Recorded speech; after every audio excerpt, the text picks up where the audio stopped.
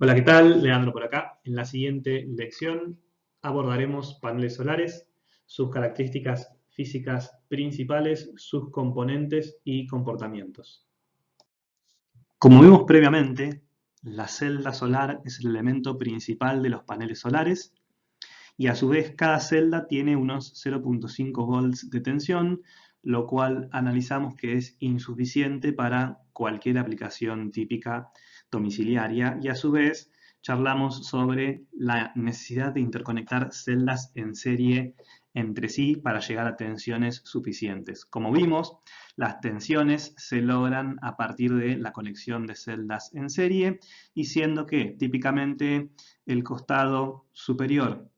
es el negativo y el inferior es el positivo, la conexión de celdas en serie se da de lado superior a lado inferior, lado superior a lado inferior y así sucesivamente, o de negativo a positivo, de negativo a positivo, entre la parte frente y reversa de la celda. Y acá vemos un detalle de un típico panel solar donde tenemos demarcada una de las múltiples celdas que constituyen este panel y técnicamente tenemos 1, 2, 3, 4 por 1, 2, 3, 4, 5, 6, 7, 8, 9 celdas. 9 por 4, 36 celdas en total en este panel, que resulta ser un panel de unos 150 watts aproximadamente. A su vez, siendo que cada celda tiene unos 15 por 15 centímetros, en este panel tenemos 15, 30 y 60 por 15, 30, 60, 120 y 1,35 m. En 150 watts tenemos 1,35 m por 60 centímetros de longitudes. Por supuesto, este arreglo de celdas colocado adentro del panel requiere la inclusión de ciertos materiales especiales para que las celdas conectadas entre sí sean resistentes a la intemperie, el oxígeno y el agua, la humedad, la lluvia, etc., y que sean resistentes mecánicamente. Por eso, el panel en sí, además de las celdas, tiene otros materiales. Típicamente las celdas se encapsulan con un material plástico conocido como EVA, y este EVA plastifica las celdas por arriba y por abajo como si se trasladara de una foto carnet, y de esa manera se protege a las celdas de la lluvia, de la humedad y del oxígeno. Si no fuese ese el caso, se cortocircuitarían o se oxidarían. Y a su vez tenemos en la parte posterior de las celdas un backsheet, conocido también como Tedlar, y este Tedlar lo que hace es aislar eléctricamente todo el arreglo y a su vez superiormente se protege a todo este arreglo de celdas encapsuladas con EVA y con Tedlar con vidrio, que es un vidrio de 2 a 4 milímetros de espesor y es un vidrio especial para aplicaciones solares. Son vidrios texturizados y de bajo contenido de hierro, y a su vez todo eso se enmarca en un marco de aluminio sellado que le confiere resistencia mecánica y la capacidad de ser montado. El vidrio en sí tiene un texturizado que lo que permite es absorber o permitir que atraviesen rayos solares alejados de la incidencia normal, para eso es el texturizado, y el bajo contenido de hierro guarda relación con la capacidad de absorción de energía solar que tiene el vidrio. Cuanto más hierro contiene, mayor absorción de energía solar tiene, es decir, más cantidad de energía intercepta e impide que atraviese hacia el otro lado, menos transparencia podría decirse, con lo cual en este caso es de importancia capital que sean de bajo contenido de hierro. Los mismos conceptos aplican a vidrios de equipos solares térmicos del tipo placa plana. Como comentamos previamente y recapitulando, el panel primeramente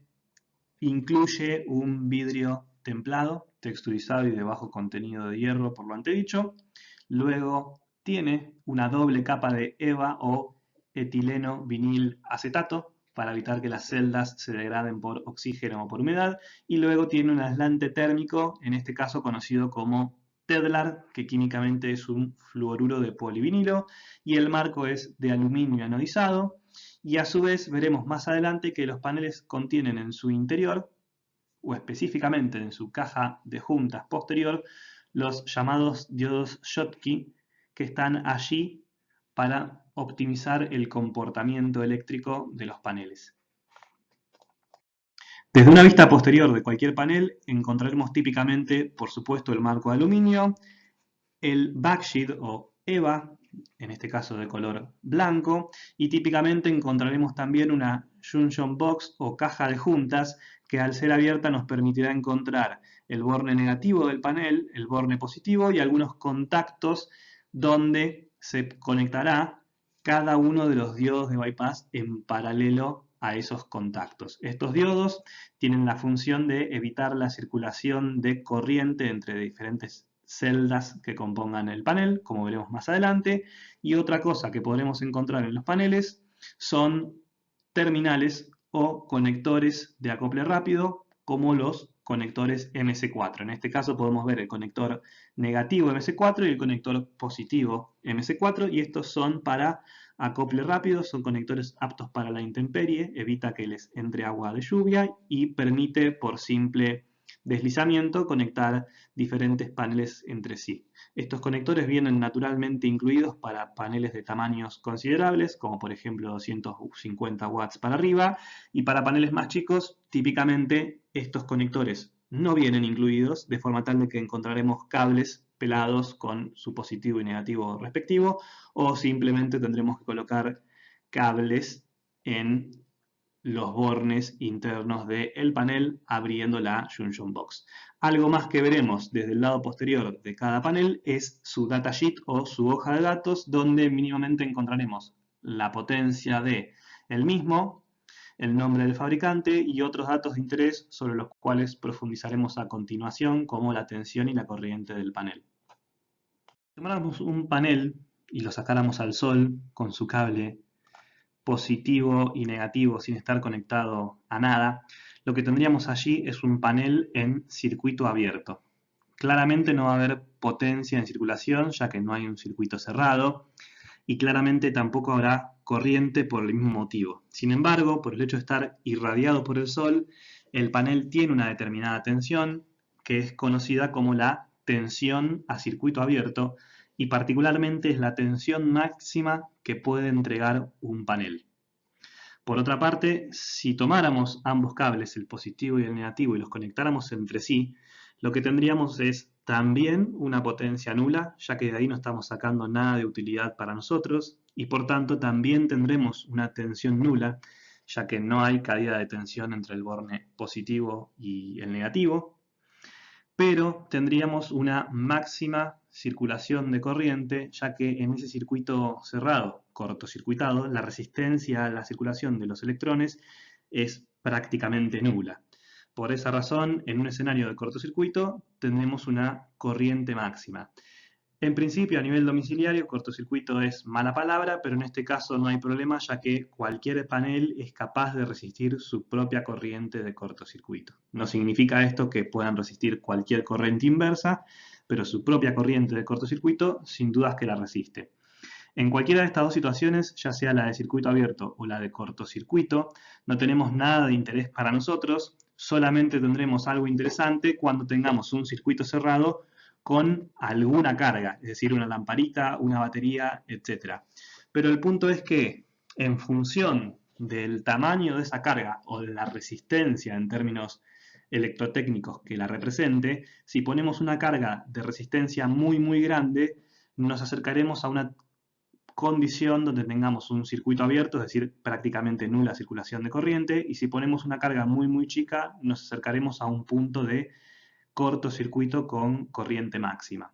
Ahora bien, si quisiéramos representar todas estas situaciones posibles, podríamos graficarlas en lo que se conoce como curva IB por corriente y por tensión, aquí a la derecha. Entonces, el punto de circuito abierto se dará a 0 de corriente y máxima tensión, esa tensión es justamente la de circuito abierto. El punto de cortocircuito se dará a 0 de tensión y de máxima corriente, es decir, corriente de cortocircuito, ISC, por inglés short circuit, y todos los puntos habidos y por haber logrables con cualquier carga que podamos conectar van a estar determinados por esta curva roja aquí,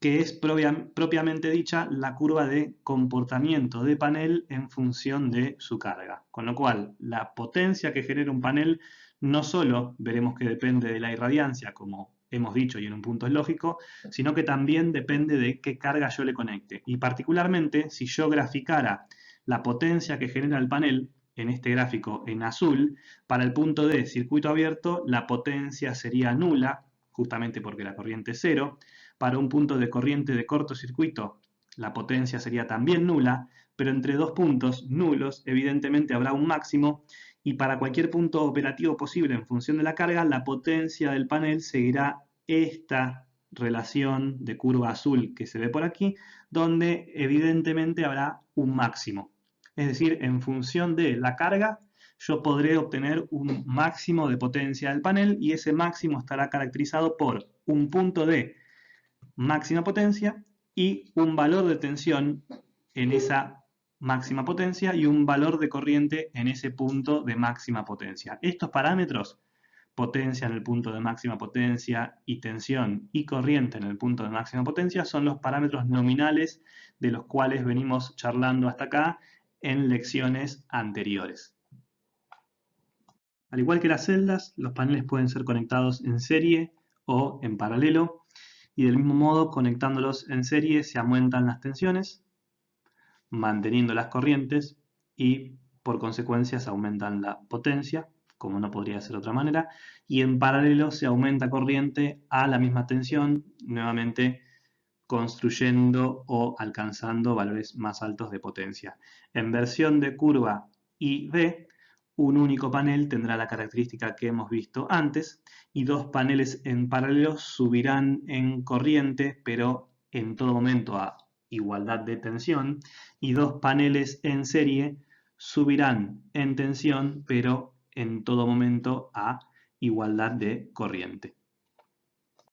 Si con un tester tomáramos un panel solar y midiéramos la tensión en los bornes del panel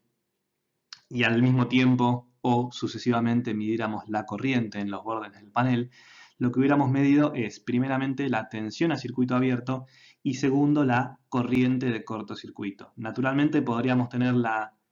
tentación de multiplicar ambos valores y calcular la potencia del panel. No obstante, si recordamos el comportamiento de la curva IV,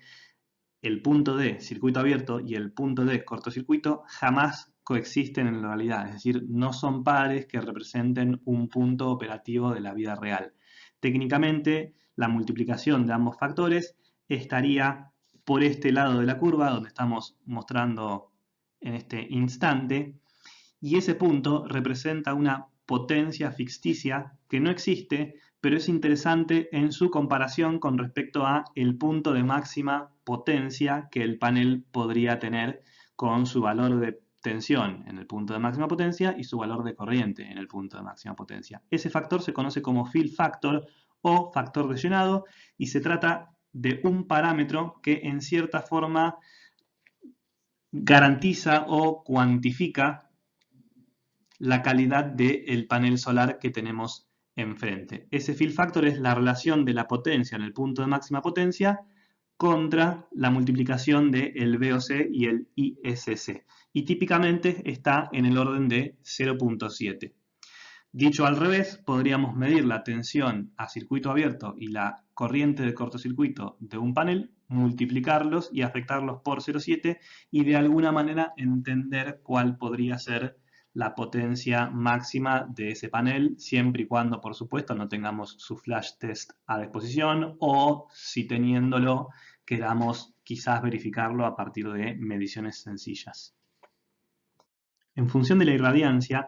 es importante destacar el comportamiento de la curva IV. Lo que puede apreciarse es una dependencia directa, es decir, lineal, de la corriente con respecto a la irradiancia, de forma tal de que si tenemos 1000 watts por metro cuadrado, tendremos una potencia nominal, pero si tenemos 500 tendremos la mitad de esa potencia. ¿Y qué ocurre con la tensión? Bueno,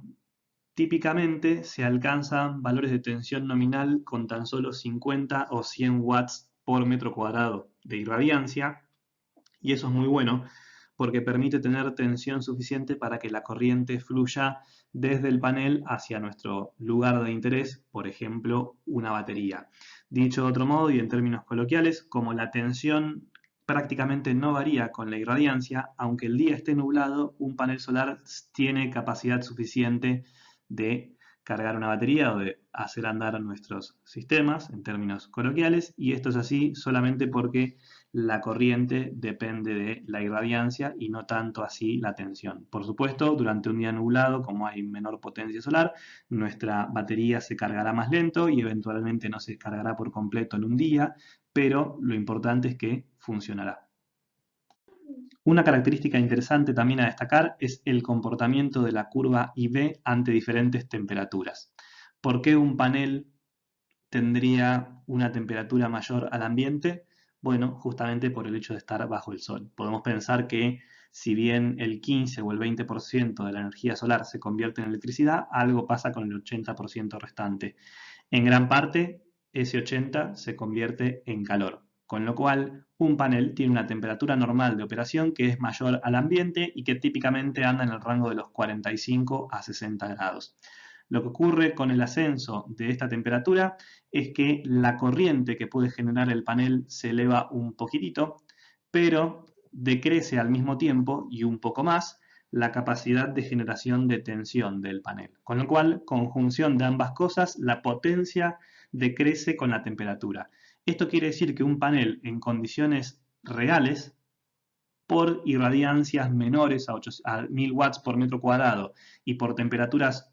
superiores a temperaturas de referencia, que generalmente son tomadas a los 20 grados, tendrá una potencia menor que la nominal o la leída en su datasheet o etiqueta posterior. Típicamente, un panel tiene una variación de menos 0.4% del valor de potencia máxima por cada grado de temperatura por encima de la temperatura nominal o de referencia a la cual se esté expresando el valor de potencia máxima. Típicamente ese valor, como hemos dicho antes, es de 20 grados. Y también los paneles en sus datasheets más extensas suelen declarar cuál es la temperatura normal de operación, que puede leerse como NOCT, y acá tenemos de ejemplo 45 grados centígrados, y también suelen ofrecer datos de potencia, tensión y corriente a temperatura NOCT en vez de temperatura estándar de, por ejemplo, 20 grados y condición de 1000 watts por metro cuadrado. ¿Y qué ocurre ante situaciones de sombreado? Aquí es donde nos encontramos con la razón de ser de los diodos de bypass. En una situación normal de, por ejemplo, 3 celdas conectadas en serie sin sombras,